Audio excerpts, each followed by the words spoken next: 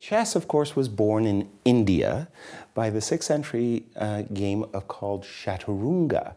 And that game was a very, very slow developing game. The pawns could only move one square at a time. The bishops were limited on their diagonals, and the queen and the king essentially were paired. They had similar movements. That's right. The queen could actually was not powerful at all. Well, at the time it wasn't called the queen, but the queen could only move one square in each one square diagonally. Right. The queen could only move one square diagonally. The bishop could only move 2 squares diagonally. It was often called the elephant. And so you can imagine this game, and somehow it doesn't sound that much fun. No. It was very slow. It takes a long time to finish a game. In fact, that's the origin of something that we talk about a lot today, tabia, when we talk about a opening set position, for instance, deep into the bayonet attack or something like that, where both players kind of trot out the moves quickly. Because this old chess was so slow, they really started from these preset positions. Of a tabia. Yes, and the rook and the knight move the same as they do today. Right. So it's kind of beautiful to go back 1,000 years and see these chess positions, these chess problems that you can solve with the exact same rules, because if they only use the rook and the knight, it's still applicable. Exactly. But the thing about the form of chess that we play now, that's actually been around for over 500 years. Right.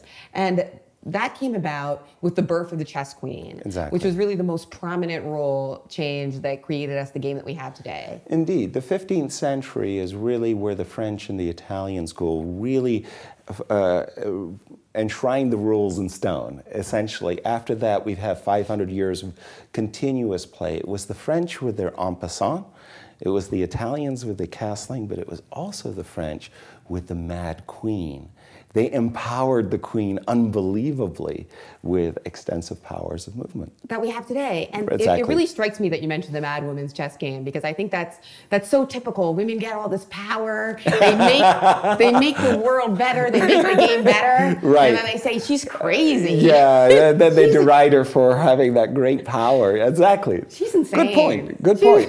She's hysterical. Yeah. And maybe that's where it comes from. It's 500 years old and chess presented it. It's really funny because one of the things that we deal with as like female chess commentators, female chess players, is trolls. People giving their opinions about your moves, whatever it is, how you look, and sometimes not so flattering, especially when you're successful. Okay. And I think this was the thing about the chess queen, the Mad Woman chess queen. When she became successful, there was actually a critic at the time, and he created a chessboard with an insult for the queen on each square. So it was like this engraving, this picture where it would say like, overly ambitious, all these different insults for the new chess queen. Wow. Yeah, and I horrifying. Actually, I know. And I did an art show recently in Boston with an amazing sculptor, Donna Dodson, and I redid this chessboard where all the squares were actually YouTube comments, mean YouTube comments about female chess players. Right. And I have to tell you guys, it wasn't that hard to find 32 of them. We just put 32 on the dark squares, and then we invited people to write their own nice things or insults that they had experienced. So what it really strikes me about it is chess is just one of the only games that's been around for so long. In fact, I think the only game that's been around for so long that's still popular. And the fact that they just kind of like struck upon this almost like perfect rules with the empowered chess queen, it's really just amazing. I mean, it's incredible. And you're big on chess variants and trying to improve the rules of chess. Right. But it's kind of hard to do much better than what we have, right? Oh, no question about it. I mean, chess has evolved these rules. I think en passant is such an important rule, and yet we don't think about it because we always grew up with en passant. But imagine that it didn't exist, how many attacks you could shut down by not having the en passant rule. And like, who figured out that en passant should be a rule?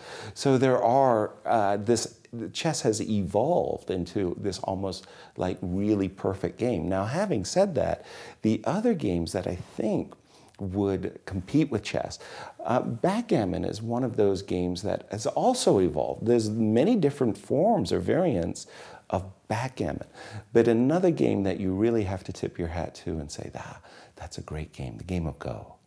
That right. is The Game an of Go has also been around for a amazingly- really long time. Right, great game. And recently, again, they had the AlphaGo, AlphaZero chess program, but the Google also did the Go program that just wowed the Go world. Absolutely, yeah. It's funny that you mention chess being this perfect game, because even if you could create something better than chess, in my opinion, it wouldn't really be better than chess, because what you have with chess is all the history and this lineage where you can look back at players from hundreds of years ago, from games by them. And the birth of the chess queen in particular is so striking historically because it coincided with these super powerful queens in Europe, such as Queen Isabella. Absolutely, no question about it. That's exactly right.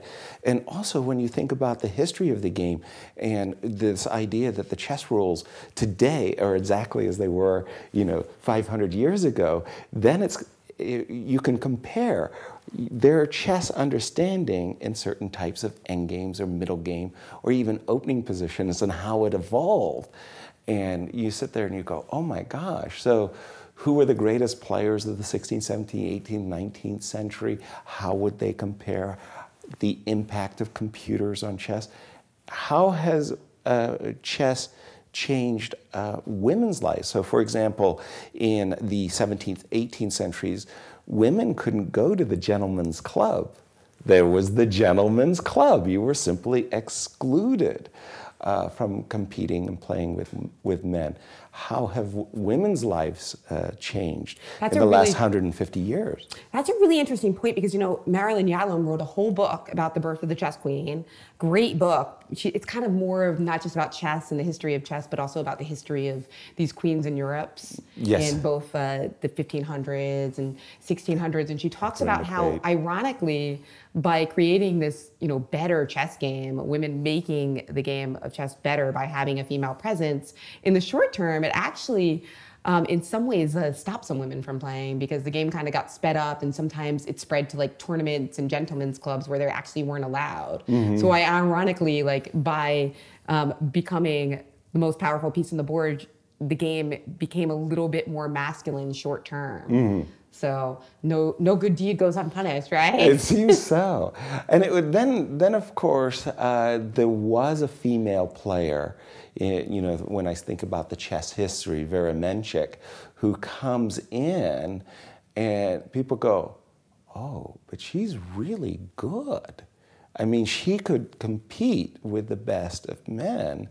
And that wasn't so long ago. So it was like, even though we had the birth of the chess queen in the 1500s, it wasn't until, I'm going to just say, the turn of the 19th century that female players are actually taken seriously. Exactly, yeah. And before we wrap up the segment, I mean, one of the things that has also really intrigued me about the history of chess and the rules is that even when the chess queen became the most powerful, when the pawn promoted to a queen and there was another queen on the board, that was very weird to people. They were like, can we really do that? Because now the king has two wives. That's not okay. So they would actually call that promoted queen something different.